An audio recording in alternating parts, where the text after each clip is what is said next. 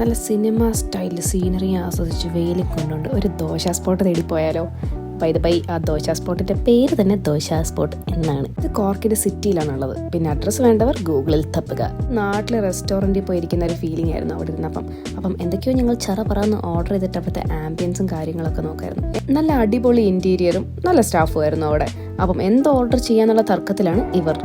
Finally എന്താ order ചെയ്തതെന്ന് നമുക്ക് നോക്കിയാലും ആദ്യം തന്നെ നല്ല അടിപൊളി ഗോബി മഞ്ചൂരിയൻ നാട്ടിൽ കഴിച്ച അതേ ഫീലായിരുന്നു. പിന്നെ നവ്യ ഓർഡർ ചെയ്തത് ഇതായിരുന്നു, മറ്റേ സാമ്പാറിൽ മുങ്ങിക്കിടക്കുന്ന വട, കുത്തുബ്മിനാറിനെ പോലെ നീളമുള്ള ഒരു മസാല ദോശയും. അടുത്തതായിട്ട് ടേബിളിൽ നല്ല സൂപ്പർ പാവ്ഭാജിയായിരുന്നു. പിന്നെ ആക്രാന്തം മൂത്തൊരു ദഹിപൂരി ഓർഡർ ചെയ്തു. പിന്നെ ചായ വിട്ടൊരു കളിയില്ലാത്തൊരു ചായ ഓർഡർ ചെയ്തു.